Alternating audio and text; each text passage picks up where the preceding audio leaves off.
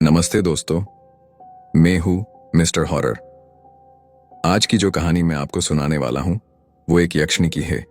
ये कहानी बहुत ही डरावनी जो आपको अंदर से झकझोर देगी। चलिए बिना वक्त गवाए कहानी शुरू करते हैं। रात का सन्नाटा घना था और चारों ओर सिर्फ अंधेरा पसरा हुआ था।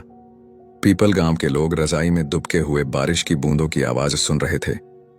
गांव से कुछ दूर एक वीरान सिंगल पैलेस था।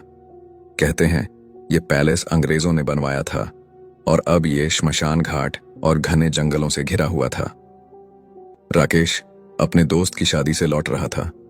उसकी बाइक गांव की ओर दौड़ रही थी। घड़ी में रात के 2 बज चुके थे। अचानक उसकी नजर सिंगल पैलेस की खिड़की पर पड़ी। वहां हल्की सी रोशनी दिख रही थी, जैसे कोई आग जल रही हो। राकेश ने खुद से कहा, इतनी रात गए यहां कौन हो सकता है? हो सकता है कोई मेरी तरह रास्ते में फंस गया हो और ठंड से बचने के लिए आग जला ली हो। जिज्ञासा से भरा राकेश बाइक किनारे खड़ी कर पैलेस की ओर बढ़ा। जैसे ही उसने दरवाजा खोला, अंदर का नजारा उसे हिला देने वाला था। पैलेस के बड़े हॉल के बीचों बीच एक व्यक्ति आंखें बंद किए बैठा था। वह बहुत धीमी आवाज में कोई अजीब सा मंत्र पढ़ रहा था। उसके चारों ओर लाल रंग के गहरे निशान बने हुए थे, जैसे किसी पुराने तांत्रिक अनुष्ठान का हिस्सा हो। बीच बीच में वह आग में कुछ चीजें फेंक रहा था, जिससे अजीब सी गंध और धुआं फैल रहा था। राकेश को अपनी आंखों पर यकीन नहीं हुआ। डर और गुस्से से उसने चिल्लाकर कहा, ये क्या कर रहे हो तुम? तुम्हें मना किया गया था, फिर भी तुम अपनी हरकतों से बाज नहीं आए। क्या तुम्हें नहीं पता कि इससे विनाश हो सकता है? वह व्यक्ति मंत्र पढ़ना बंद कर राकेश की ओर घूमा। उसकी आंखें खून जैसी लाल थीं और चेहरा किसी शैतान की तरह विकृत। वह धीमी मगर गूंजती आवाज में बोला, अब ये रुकने वाला नहीं। तुम्हें यहां नहीं आना चाहिए था। अब तुम भी मेरे साथ। उसकी बात खत्म होने से पहले ही सिंगल पैलेस की दीवारों पर अजीब से निशान उभरने लगे। हवा तेज हो गई और आग की लपटें राकेश की ओर बढ़ने लगीं। उसे समझ नहीं आया कि वह भागे या मदद के लिए चिल्लाए। लेकिन सिंगल पैलेस के दरवाजे अपने आप बंद हो चुके थे और अब राकेश की चीखें सुनने वाला कोई नहीं था। कहते हैं उस रात के बाद राकेश को किसी ने नहीं देखा, लेकिन जब भी कोई सिंगल पैलेस के पास से गुजरता है तो उसे अंदर से किसी के चीखने की आवाज जरूर सुनाई देती है। उस व्यक्ति का चेहरा आग की लपटों से झलक रहा था, जैसे कोई शैतान खुद सामने आ खड़ा हुआ हो। उसकी लाल जलती हुई आंखें राकेश की रूह को कंपा गईं। राकेश के रोंगटे खड़े हो गए। अचानक वह व्यक्ति बड़बड़ाते हुए चिल्लाया, अंदर आकर तुमने सब कुछ खराब कर दिया है। अब इसका अंजाम क्या होगा यह मैं भी नहीं जानता। इतना कहते ही जलती हुई लकड़ियां अचानक बुझ गईं। कमरे का हल्का गर्म माहौल पल भर में सर्दी में बदल गया। एक ठंडी तेज हवा का झोंका राकेश के गाल से टकराया। सिंगल पैलेस के अंदर अंधेरा इतना घना हो गया कि राकेश और वह व्यक्ति एक दूसरे को देख भी नहीं सकते थे। तभी अंधेरे को चीरती हुई उस व्यक्ति की डरावनी चीख राकेश के कानों से टकराई। डर से पसीने से भीगा राकेश पूरी ताकत लगाकर वहां से भागने लगा। वह किसी तरह सिंगल पैलेस के बाहर पहुंचा और राहत की सांस लेने ही वाला था कि उसकी नजर बाहर खड़ी एक आकृति पर पड़ी। आसमान अब साफ हो चुका था। चांद अपनी पूरी रोशनी में चमक रहा था और तारे जैसे साक्षी बनकर उसे देख रहे थे। राकेश के सामने एक बेहद खूबसूरत युवती खड़ी थी। उसकी गुलाबी होंठ ठंड में और भी चमक रहे थे। काली साड़ी में लिपटी वह किसी अप्सरा जैसी दिख रही थी। राकेश ने कुछ देर तक उसे देखते ही रह गया। उसकी डरावनी रात जैसे अचानक थम गई हो। वह युवती मुस्कुराई और धीमे स्वर में बोली, क्या देख रहे हो राकेश? क्या तुमने कभी किसी सुंदर स्त्री को नहीं देखा? राकेश चौंक गया। उसने पूछा, तुम्हें मेरा नाम कैसे पता? युवती के चेहरे पर एक रहस्यमयी मुस्कान फैल गई। उसने कहा, मुझे तुम्हारे बारे में सब पता है राकेश, तुम्हारी सुंदर बीवी और तुम्हारे सारे राज। राकेश के चेहरे से रंग उड़ गया। युवती की बातों से उसका दिल तेजी से धड़कने लगा। वह घबराकर पीछे हटने लगा। तभी वह युवती अचानक हवा में गायब हो गई। चारों तरफ सन्नाटा छा गया। राकेश को समझ नहीं आ रहा था कि यह सब सच था या उसकी कल्पना। उस रात के बाद राकेश की जिंदगी कभी पहले जैसी नहीं रही। कहते हैं सिंगल पैलेस के पास से गुजरने वालों को आज भी उस युवती की परछाई दिखती है और उसकी रहस्यमयी हंसी सुनाई देती है। राकेश ने कांपती आवाज में पूछा, तुम मेरे बारे में इतना कैसे जानती हो? मैंने तुम्हें कभी इस गांव में नहीं देखा। युवती ने उसकी बात अनसुनी करते हुए धीमी मोहक आवाज में कहा, यह सब छोड़ो राकेश, मेरी आंखों में देखो। क्या तुम्हें मुझे देखकर ऐसा नहीं लगता कि तुम्हें मुझे अपनी बाहों में ले लेना चाहिए? राकेश उसकी आंखों में खोने लगा। उसकी आवाज किसी जादू की तरह उसके दिल और दिमाग पर असर कर रही थी। वह उसके करीब जाने लगा। अचानक युवती ने कहा, तुम मुझे मेरे नाम से बुला सकते हो राकेश। लेकिन तभी कुछ अजीब सा हुआ। राकेश ने गौर किया कि उस युवती का चेहरा जितना सुंदर लग रहा था, उसके हाथ उतने ही डरावने थे। उसके नाखूनों की जगह बड़े बड़े नुकीले पंजे उभर आए थे। उसकी उंगलियां किसी भेड़िए के पंजों की तरह विकृत और खौफनाक हो गईं। राकेश घबराकर पीछे हटने लगा, लेकिन तब तक देर हो चुकी थी। वह युवती अब इंसान नहीं, एक भेड़िए की तरह विकराल रूप में बदल चुकी थी। उसकी आंखें चमक रही थीं और उसके चेहरे पर एक शैतानी मुस्कान थी। अचानक उसने राकेश पर झपट्टा मारा। अंधेरे में उसकी चीखें गूंज उठीं और सिंगल पैलेस के आसपास का सन्नाटा और भी भयानक हो गया। अगले दिन सुबह हम पीपल गांव के लोग सिंगल पैलेस के पास इकट्ठा हुए। सड़क पर राकेश की लाश पड़ी थी। उसका शरीर सफेद पड़ चुका था और उसके चेहरे पर खौफ जमी हुई थी। ऐसा लग रहा था जैसे उसके शरीर का खून का एक एक कतरा किसी ने चूस लिया हो। उसकी आंखें खुली हुई थीं और उनमें मौत का डर साफ झलक रहा था। गांव के मुखिया ने तुरंत तांत्रिक भैरवनाथ को बुलाया। भैरवनाथ ने जैसे ही राकेश की लाश देखी, वह जोर से चीख पड़ा। उसने मुखिया से कहा, क्या तूने इस लाश को नहीं देखा? इसके शरीर में खून का एक भी कतरा नहीं बचा। इसकी आंखें देख कैसे फटी हुई हैं और आसपास खून की एक बूंद भी नहीं है। यह किसी इंसान का काम नहीं। मुखिया ने सहमे हुए पूछा, तो क्या भैरवनाथ बाबा, आप क्या कहना चाहते हैं? भैरवनाथ ने गहरी सांस लेते हुए कहा, यह काम किसी भूत प्रेत या पिशाच का नहीं है। यहां किसी ने अपने तंत्र मंत्र की सिद्धि पूरी की है। यह युवती इंसान नहीं थी, उसने राकेश का खून पिया है। यह कोई शापित आत्मा हो सकती है जिसने अपने मकसद के लिए यह सब किया। गांव वाले खौफ के साए में थे। उस दिन के बाद किसी ने सिंगल पैलेस के पास जाने की हिम्मत नहीं की। लेकिन कहते हैं जो भी वहां जाता है उसे राकेश की चीखें और उस शापित युवती की हंसी आज भी सुनाई देती हैं। भैरवनाथ की आंखें फटी फटी रह गईं। वह इधर उधर देखने लगे जैसे किसी अदृश्य खतरे को भांप रहे हों। मुखिया ने घबराकर पूछा, बाबा, आप क्या देख रहे हैं? क्यों आप इतने परेशान हैं? भैरवनाथ ने गहरी सांस लेते हुए कहा, तुम्हें समझ नहीं आता। यहां सिर्फ राकेश की लाश मिली है, लेकिन यह सिर्फ शुरुआत है। इससे भी भयानक कुछ होने वाला है। तुम सब इस खतरे से बच नहीं पाओगे। मुखिया और वहां मौजूद सभी लोग भैरवनाथ की बात सुनकर कांप उठे। मुखिया ने घबराते हुए पूछा, बाबा, ऐसा क्यों कह रहे हैं? राकेश तो हमारे गांव का ही था। ये सब कैसे हुआ? भैरवनाथ ने गंभीर आवाज में कहा, किसी ने उसे बुला लिया है। इंसान का खून पीने की ताकत सिर्फ एक ही के पास है, यक्षिणी। और उसे बुलाना जितना खतरनाक है, उसे वापस भेजना उससे भी ज्यादा मुश्किल।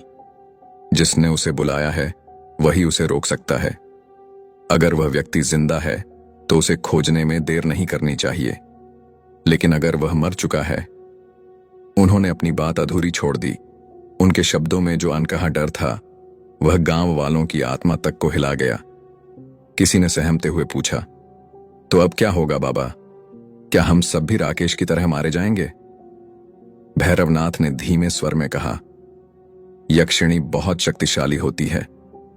वह किसी भी रूप में छुप सकती है, किसी बच्चे, बूढ़े या तुम्हारे जैसे किसी गांव वाले के रूप में। उसे पहचानना आसान नहीं। राकेश की लाश को देखकर मैं समझ गया हूं कि यह यक्षिणी बहुत ताकतवर है। यह खेल तुम्हारी कल्पना से भी खतरनाक है। मुखिया भैरवनाथ के कदमों में गिर गया। उसने गिड़गिड़ाते हुए कहा, बाबा, कुछ कीजिए। आप ही हमारे गांव का आखिरी सहारा हैं।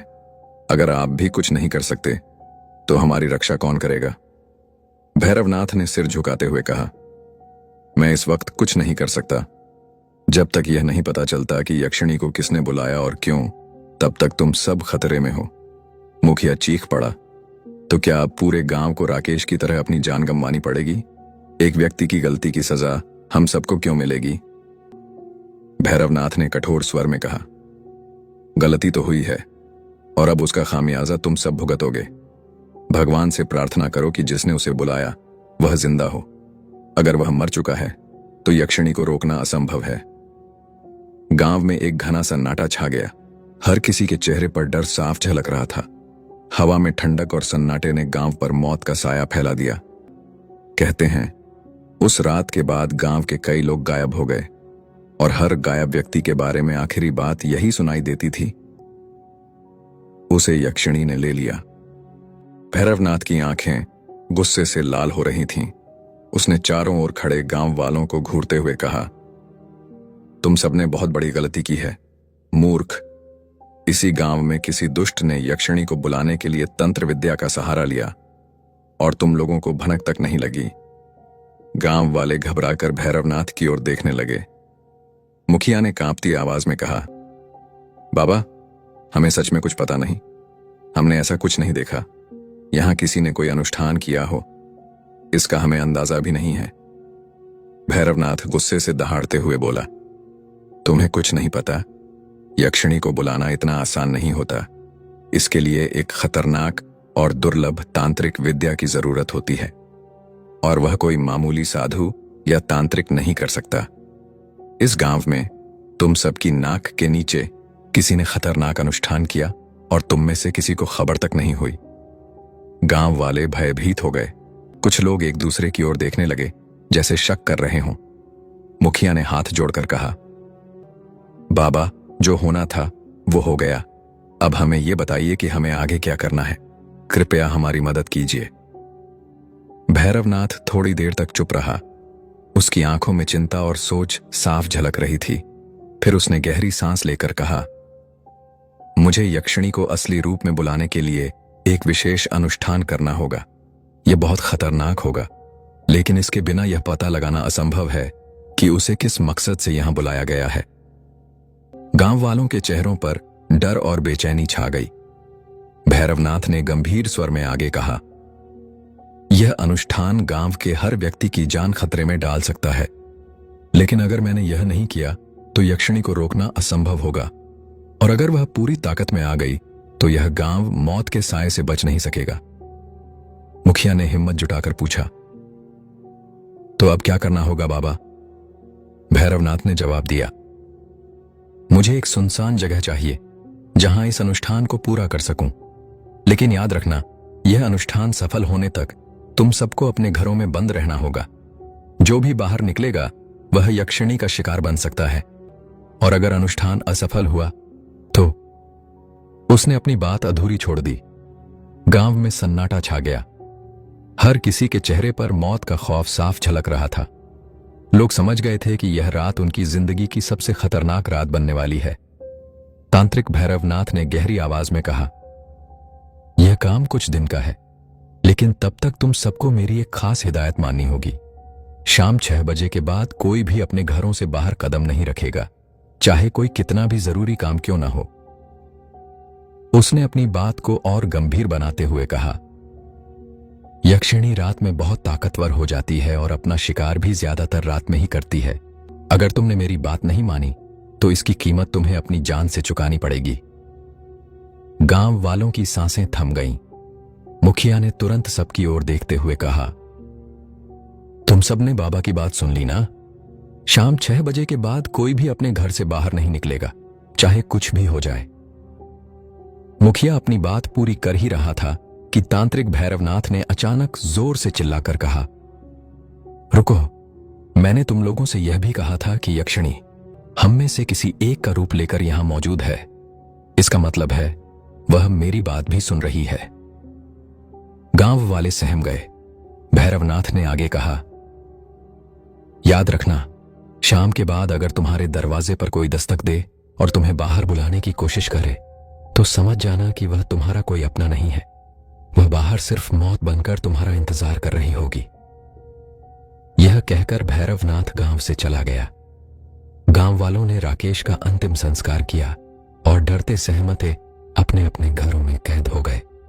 हर किसी के दिल में सिर्फ एक सवाल था, रात में यक्षिणी किसके दरवाजे पर दस्तक देगी।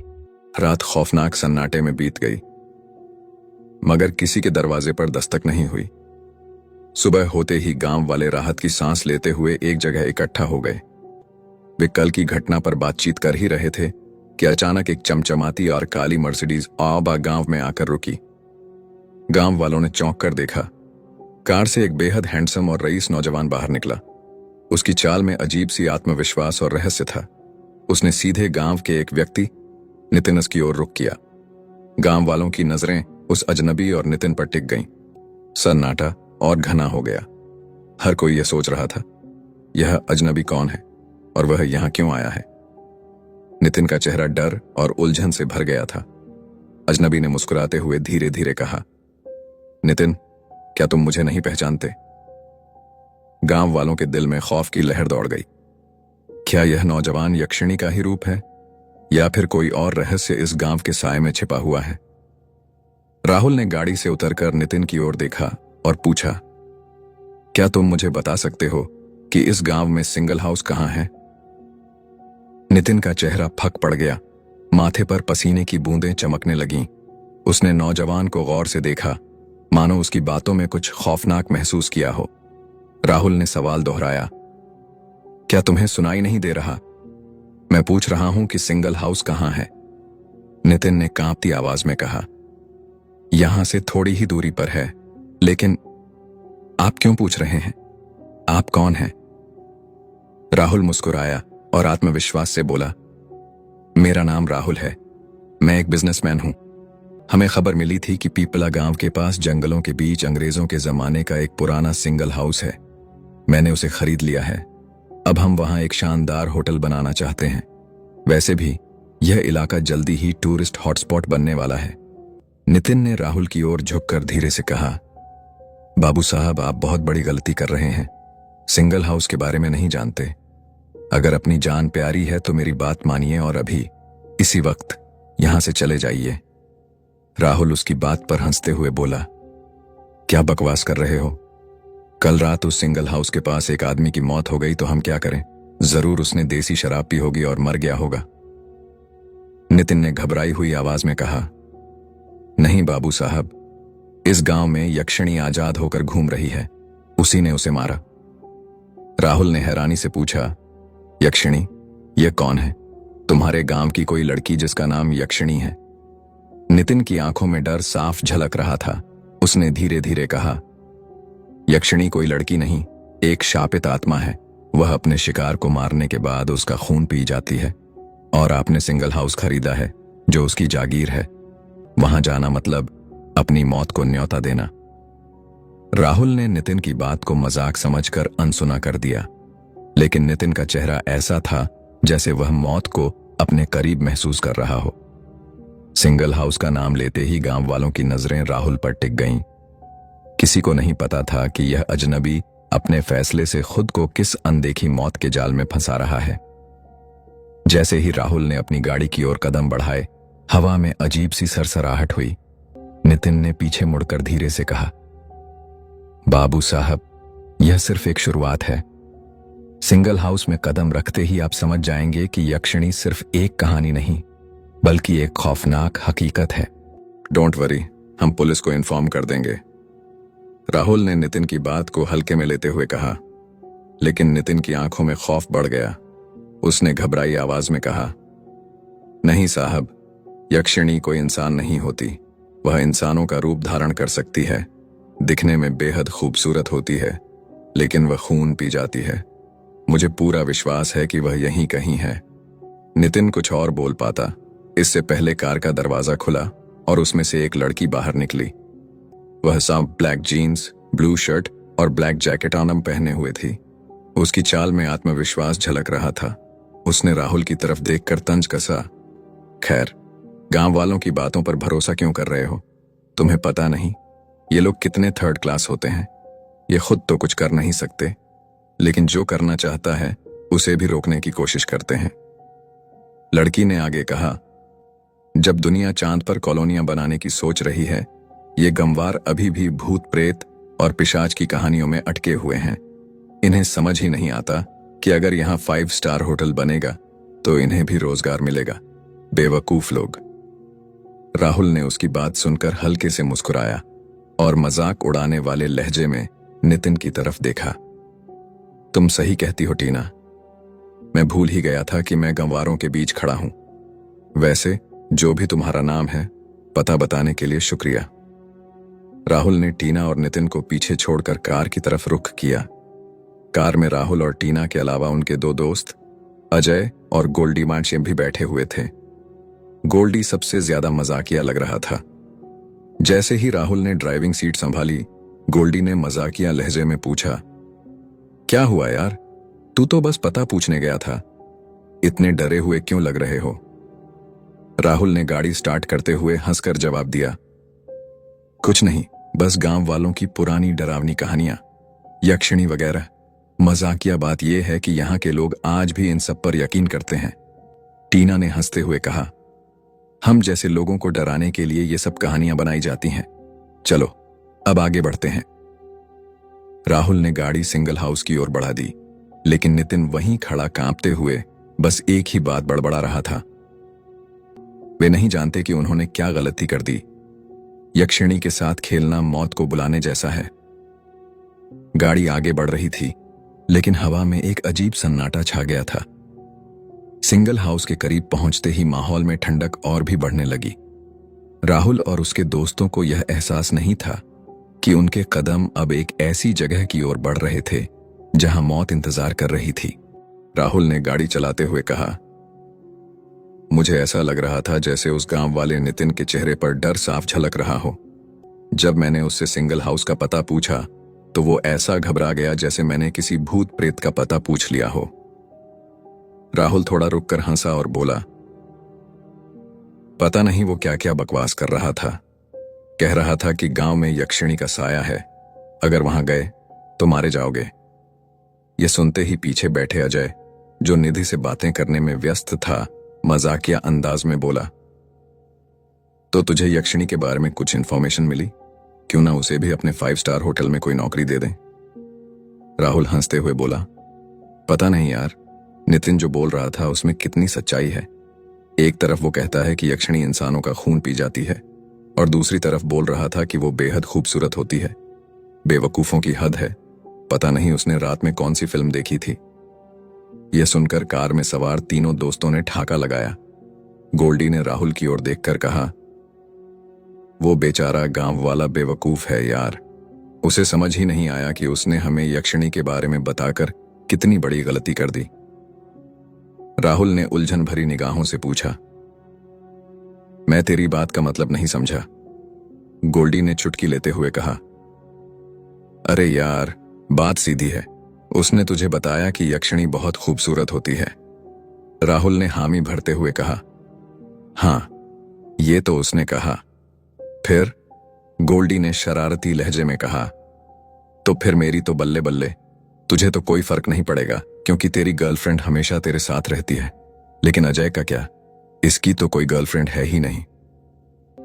सभी दोस्तों ने एक बार फिर ठाका लगाया, लेकिन इस हंसी मजाक के बीच गाड़ी के अंदर का माहौल बदलने लगा। जंगल का रास्ता सुनसान हो चला था और चारों ओर घना सन्नाटा छा गया। हवा में अजीब सी ठंडक फैल रही थी।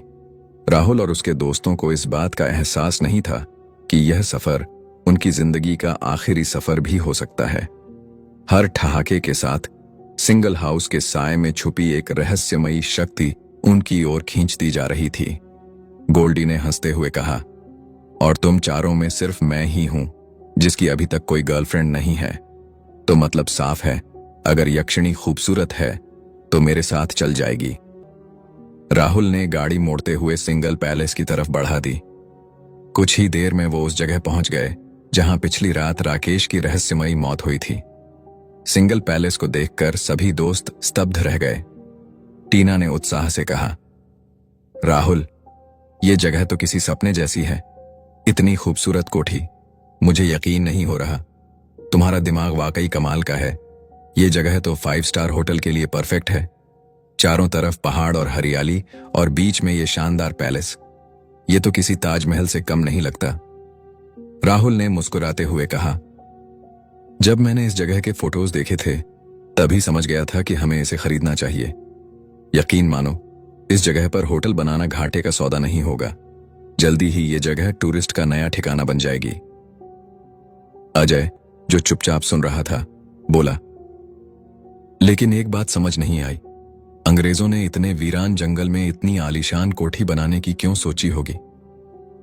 राहुल हंसते हुए बोला, चलो अंदर जाकर देखते हैं, शायद इसका जवाब अंदर मिल जाए। वैसे भी मुझे देखना है कि अंदर से बाहर का व्यू कैसा लगता है। चारों दोस्त पैलेस के भारी भरकम दरवाजे को खोलकर अंदर चले गए। अंदर का नजारा देखकर सब हैरान रह गए। दीवारों पर नक्काशी, फर्श पर बिछे शानदार कालीन और झूमर से सजी छतें। पैलेस की भव्यता किसी राजमहल से कम नहीं थी। टीना और अजय तो पैलेस की खूबसूरती में खोए हुए थे, लेकिन निधि का ध्यान किसी और चीज पर गया। चलते चलते वह अचानक एक दीवार के पास रुक गई। उसने देखा, वहां एक शेर की खाल लटकी हुई थी। वह खाल इतनी ताजी लग रही थी जैसे हाल ही में उस शेर को मारा गया हो। निधि ने अजय की तरफ देखते हुए कहा, मुझे कुछ अजीब लग रहा है। ये पैलेस वर्षों से वीरान पड़ा है, फिर यहां इतनी सफाई क्यों है? ना तो धूल, ना मिट्टी, और ये शेर की खाल, ऐसा लग रहा है जैसे इसे कल ही मारा गया हो। निधि की बात सुनकर अजय थोड़ा चिंतित हो गया। उसने धीरे से कहा, शायद तुम सही कह रही हो निधि। मेरे दिमाग में भी यही सवाल घूम रहा है। ऐसा लग रहा है जैसे कोई पहले से ही यहां मौजूद हो और हमारे आने की तैयारी कर रहा हो। सन्नाटा गहराता जा रहा था। झूमर की हल्की हल्की झनकार और दीवारों से टकराती हवाओं की आवाज माहौल को और भी डरावना बना रही थी। चारों दोस्तों को एहसास हो रहा था कि सिंगल पैलेस सिर्फ एक पुरानी कोठी नहीं, बल्कि किसी अनजान ताकत का ठिकाना है। अजय और निधि के चेहरों पर गंभीरता देखकर टीना भी उनके पास आ गई। राहुल ने अजय की तरफ देखा और कहा, क्या हुआ यार? अचानक तेरे चेहरे पर इतनी परेशानी? बाहर तो तू ठीक था, सब कुछ ठीक तो है? अजय ने राहुल को इशारा किया और दोनों बाहर की तरफ चल पड़े। गोल्डी, निधि और टीना भी उनके पीछे पीछे चले आए। बाहर आते ही अजय ने राहुल से कहा, मैं और निधि एक बात पर चर्चा कर रहे थे। तूने इस पैलेस के फोटोग्राफ देखे थे ना? राहुल ने सिर हिलाया और अजय ने आगे कहा, तो क्या उन फोटोग्राफ्स में भी यह पैलेस अंदर से इतना साफ सुथरा नजर आ रहा था? राहुल, जो अब तक मजाक के मूड में था, अचानक गंभीर हो गया। उसने अजय की तरफ देखा और बोला, हाँ यार, तू सही कह रहा है। ये बात तो हम लोग समझ नहीं पाए। ये पैलेस तो वर्षों से वीरान पड़ा था और इसके मालिक ने मुझे बताया था कि यहां सालों से कोई नहीं रहता था और ये शराबियों का अड्डा था। तो फिर हमारे आने से पहले इसकी सफाई किसने करवाई? अजय की बात सुनकर गोल्डी ने मुंह बिचकाते हुए कहा, मुझे लगता है तुम सबका दिमाग खराब हो गया है। क्या लॉजिकल बात है? राहुल ने इसे पहले ही खरीदा था। 50% रकम उसने पहले ही इस पैलेस के मालिक को दे दी थी और हो सकता है उसने हमारी आने से पहले इसकी सफाई करवाई हो। टीना की बात सुनकर सबका तनाव थोड़ी देर के लिए कम हो गया। अजय और राहुल एक दूसरे को देखकर मुस्कुराए। अजय ने निधि की तरफ देखा और बोला, इतनी सी बात समझ में नहीं आई? टीना, तुम सच में समझदार हो। राहुल की गर्लफ्रेंड जो ठहरी। निधि ने चिढ़कर कहा, तो तुम कहना चाहते हो कि मैं समझदार नहीं हूं? जो मुझे ठीक लगा मैंने वही कहा। अजय ने हंसी उड़ाते हुए कहा, अरे इसमें नाराज होने वाली क्या बात है? राहुल ने मुस्कुराते हुए कहा, तुझे कितनी बार कहा है अपनी गर्लफ्रेंड के सामने दूसरों की तारीफ मत किया कर। लड़कियां इस मामले में बहुत ही ज्यादा सीरियस होती हैं। गोल्डी, जो बहुत डर के साथ उनकी बातें सुन रहा था, बोला, अब तुम लोग यहां पर बेतुकी बातें करते रहोगे या फिर ये सोचोगे कि खाने का इंतजाम कैसे किया जाए? मुझे तो बहुत जोर से भूख लग रही है और चाय भी चाहिए। लेकिन किसी ने भी गोल्डी की बात पर ध्यान नहीं दिया। हर कोई सिंगल पैलेस के अंदर कुछ और ही सोच रहा था। अचानक वहां एक ठंडी हवा का झोंका आया, जैसे किसी ने उनके कानों में फुसफुसाते हुए कहा हो, तुम सबके आने से पहले इस जगह को साफ किया गया था, लेकिन तुम नहीं जानते यहां क्या छिपा है। दोस्तों, इसका दूसरा पार्ट बहुत इंटरेस्टिंग है। उसे सुनने के लिए हमारे चैनल पर बने रहे। हम इसके दूसरे पार्ट को जल्द ही अपलोड करेंगे। तब तक के लिए धन्यवाद।